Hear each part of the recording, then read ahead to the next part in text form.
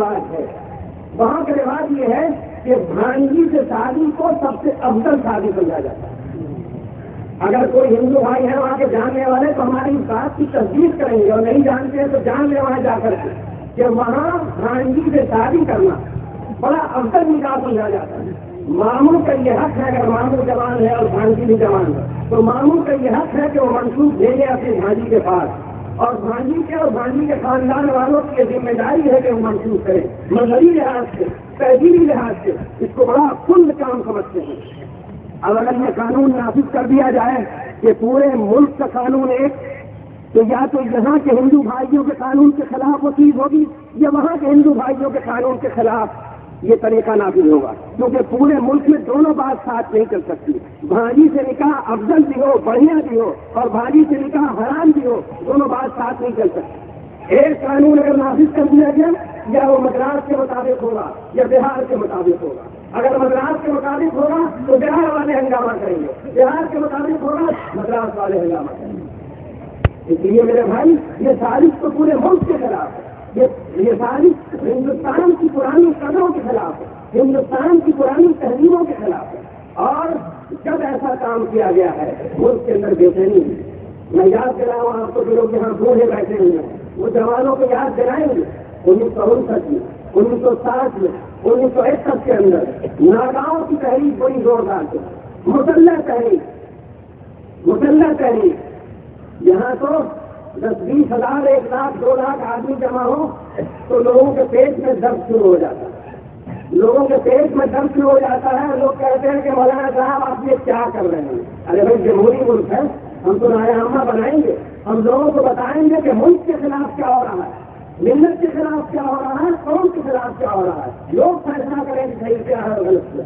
ناگاؤں نے تو ہتھیار اٹھا لیا, ناگاؤں نے ہنگامے شروع کر دیے, کتنے افسروں کو ختم کر دیا, کتنے سیاسی لوگوں کو ختم کر دیا. کیوں ختم کیا؟ ایک بات, ان کی دل میں ایک بات تھی, ان کے دل میں یہ بات بیٹھ گئی تھی کہ ناگا تہذیب کو ختم کرنے کی مسلسل کوشش کی جا رہی ہے. جہاں ان کے دل میں یہ بات بیٹھی انہوں نے ہنگامہ شروع کر دیا. جب ہنگامہ شروع ہوا ناگا لینڈ کے اندر گورنمنٹ آف انڈیا سے مصالحت, اور مصالحت ہوئی تو اس بات سے ہوئی جو 3 آئٹم سب سے پہلے لکھے گئے. اس میں پہلا آئٹم یہ تھا ناگا مذہب, ناگا تہذیب, ناگا کلچر, ناگا روایت کی ہر قیمت پر حفاظت کی جائے. یہ پہلا آئٹم ہے. اور دوسرا آئٹم جو اس سے بھی خطرناک, پارلیمنٹ کا کوئی قانون ناگا مذہب, ناگا تہذیب, ناگا کلچر کو ختم نہیں کر سکے.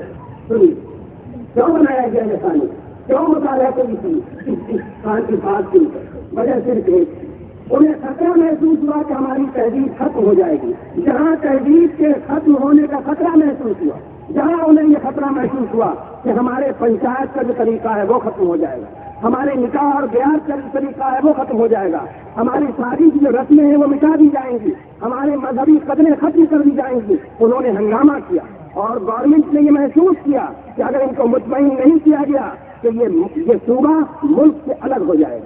مصالحت کی گئی.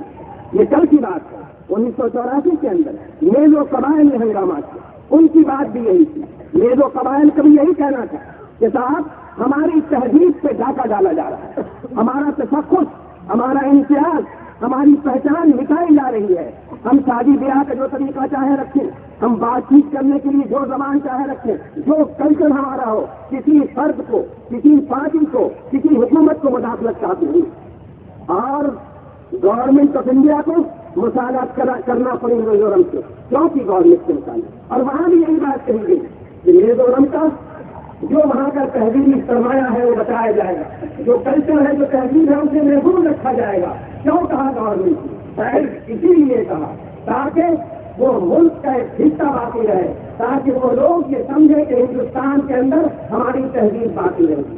2 چھوٹے صوبے, 2 چھوٹے علاقے, جب اس کو مطمئن کرنے کے لیے پارلیمنٹ سے قانون بنانا پڑا, اور قانون بھی اتنا خطرناک کہ پارلیمنٹ کا کوئی قانون ان کی تہذیب کو متاثر نہیں کر سکے گا. تو مجھے بتائیے میرے بھائی کہ لاکھوں کروڑوں ہندو بھائی ہمارے اپنی تہذیب کے پابند, لاکھوں کروڑوں مسلمان اپنے مذہب کے اور اپنی تہذیب کے پابند, اگر سبوں سے اکٹھے ہٹانا شروع کر دیا جائے گا, کیا ملک محفوظ رہ سکے گا؟ ملک میں بے چینی نہیں ہوگی, ملک میں ناراضگی نہیں ہوگی. میں یہ چاہتا ہوں کہ ملک امن اطمینان کا گہوارہ بنے. میں یہ چاہتا ہوں کہ یہ ملک اطمینان کے ساتھ سانس لے اور جی سکے. ملک کے سامنے بہت سارے مسائل ہیں, اقتصادی مسائل, ترقی کے مسائل, سارے مسائل ہیں اور ان کو حل ہونا ہے. یہاں اس بات کی ضرورت نہیں ہے کہ تہذیبی مسائل کھڑے کیے جائیں اور پارلیمنٹ کے ذریعے سے یا سیاسی رہنما یا سپریم کورٹ یہ فیصلہ کرے کہ کس طرح نکاح کیا جائے گا, کس طرح بیاہ کیا جائے گا, کس طرح طلاق کی جائے گی, کس طرح حضانت وصیت حراست کے معاملات حل کیے جائیں گے. اس کی کوئی ضرورت نہیں ہے. یہ وقت اس کا نہیں ہے, یہ گنجائش اس ملک میں اس کی نہیں ہے کہ ایک قانون کے ذریعے سے سبوں کو ہانکا جائے. میں سمجھتا ہوں یہ قانونی تشریح آپ کے ذہن میں محفوظ رہے گی اور میں یہ سمجھتا ہوں کہ اس یونیفارم سپریم کورٹ کے نتیجے میں ملک کے اندر جو بے چینی پیدا ہوگی اسے آپ محسوس کریں گے. یہ پیغام ہے آج کے اجلاس کا, یہ پیغام ہے آج کے اجلاس کا کہ ہم یونیفارم سپریم کورٹ کو برداشت نہیں کر سکتے. یہ پیغام ہے آج کے اجلاس کا کہ ہم یونیفارم سپریم کورٹ کو مسلمانوں کے خلاف سمجھتے ہیں, ہندوؤں کے خلاف سمجھتے ہیں, سکھ کے خلاف سمجھتے ہیں, عیسائیوں کے خلاف سمجھتے ہیں. اور یہ پیغام ہے اس کا, اس اجلاس کا, کہ اگر اس ملک میں مذہب کو بدلنے کی یا مذہب کو چھوڑنے کی کوشش کی گئی ہم رکاوٹ بنیں گے ہمارے یہاں. اور یہ پیغام ہے اس اجلاس کا کہ اس ملک میں اگر ملک کو توڑنے کی سازش کی گئی, اگر ملک کو غلط سمت میں لے جانے کی سازش کی گئی تو کل بھی ہم نے اس ملک کی آزادی کے لیے قربانی دی تھی اور آج بھی ہم اس ملک کی حفاظت کے لیے قربانی دی. ایک بات میں کہا کرتا ہوں اور اس بات میں یہاں بھی کہتا چلوں, سیاست کی وادی سے آواز اصل اٹھائی گئی, سیاست کی وادی سے آواز اٹھائی گئی ہے اور اس لیے اٹھائی گئی ہے کہ یونیفارم سپریم کورٹ کی سیڑھی پر چڑھتے چڑھتے لوگ دلی کے سنگھاسن سے باہر جائیں گے. کہی جاتی ہے یہ بات کہ پورے ملک کا ایک قانون ہوگا تو یکجہتی ہو جائے گی. یکجہتی کا جنازہ تو ناگالینڈ اور میزورم کے اندر بہت پہلے نکالا جا چکا ہے اور سمجھا دیا گیا ہے کہ یونیفارم سپریم کورٹ سے یکجہتی نہیں ہو سکتی. اور میں ایک بات کہا کرتا ہوں اور بڑی مضبوط ہے وہ بات, اللہ تعالیٰ کا اس ملک کو بڑا کر, بہت بڑا کر. انگریزوں کو دیکھا ہوگا ان کی چمڑی ایک طرح کی ہوتی ہے, چینیوں کو تبتیوں کو دیکھا ہوگا ان کی چمڑی ایک طرح کی ہوتی ہے. ہندوستان عجیب و غریب ہوئی, یہاں چمڑیوں کا رنگ الگ الگ, چہروں کا رنگ الگ الگ, چہرے کا انداز الگ الگ, کوئی ایک چہرہ دوسرے سے ملتا نہیں. یہ اللہ کا فضل ہے. یہ ہندوستان جو ہمارا چمڑستان ہے اس کے اندر گلاب بھی ہے, بیلا بھی ہے, جوہی بھی ہے, ہر قسم کے پھول کھل رہے ہیں اور اللہ کا عجیب و غریب کرم پیدا بنایا ہے اس ملک کو اور بڑی محبت کے ساتھ اس ملک کے لوگ رہتے ہیں. انہیں محبت کے ساتھ رہنا چاہیے. لیکن اللہ کی نشانیوں میں سے نشانی گدھا دی, یہ جو حضرت گدھا کرتے ہیں سڑک کے اوپر, یہ بھی اللہ کی نشانیوں میں سے نشانی ہے. سارے جانوروں کے رنگوں میں کچھ فرق ہوا کرتا ہے اور چہروں میں فرق ہوا کرتا ہے. صابن سے لے کر کے برما تک گدھے کریں گے, صابن سے لے کر کے برما تک گدھے کریں گے.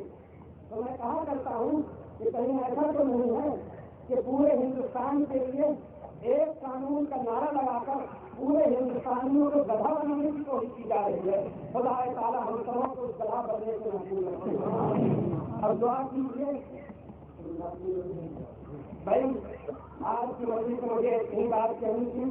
آپ کے یہ مجمع اور آپ کا یہ اجتماع جو 5-6 دنوں کی کوشش میں ہوا ہے بہت کامیاب ہے اور بہت مؤثر. میں یہ سمجھتا ہوں کہ آنے والے دنوں میں رائے عامہ کی بات کے لیے اگر پھر آپ کو بلایا جائے آپ کو پھر جمع ہونا چاہیے پوری مضبوطی کے ساتھ, پورے اتحاد کے ساتھ اور اس یقین کے ساتھ کہ مذہب سے کوئی آنچ آئے گی ہم اس کا جواب دیں گے اور ملک سے کوئی آنچ آئے گی اس کا بھی ہم جواب دیں گے. ہم اسی زمین میں پڑھیں گے, اسی زمین میں دفن ہوں گے. اس ملک کا بھی حق ادا کرنا ہے اور اس مذہب کا بھی حق ادا کرنا ہے جس پر ہمارا اور آپ کا ایمان ہے. السلام علیکم ورحمۃ اللہ وبرکاتہ. اب دعا کر لیجیے اللہ تعالیٰ پورے ملک کی حفاظت فرمائے.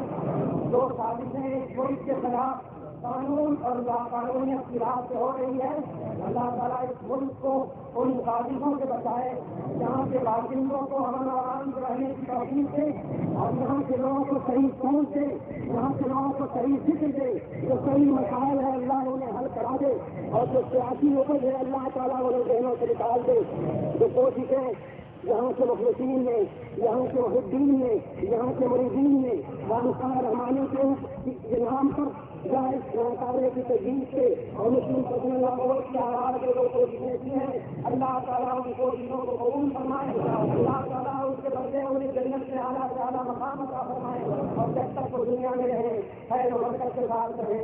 ربنا تقبل منا انك انت السميع العليم وتب علينا انك انت التواب الرحيم، وصلى الله تعالى على خير خلقه محمد وآله وصحبه اجمعين برحمتك يا ارحم الراحمين۔ اذان دی جائے گی اور میدان کے اندر انشاءاللہ نماز ظہر ہم لوگ ادا کریں گے۔